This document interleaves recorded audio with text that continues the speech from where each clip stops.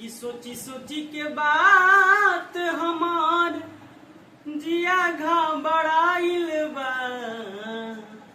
कि सोची सोची के बात हमार अरे जिया घबराइल बा।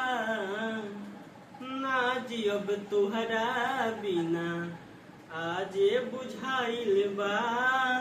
ना जियब तुहरा बिना आजे बुझाइल बा।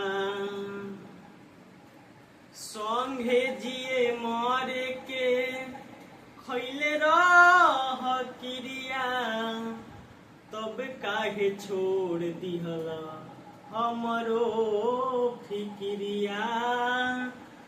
संगे जिए मरे के खैले रह क्रिया तब काहे छोड़ दिहला हमरो फिक्रिया। तब काहे छोड़ दिहला हमरो फिक्रिया।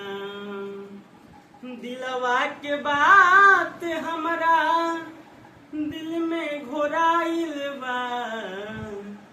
दिलवा के बात हमरा मन में घोराइल बा। ना जियब तुहरा बिना आजे बुझाइल बा।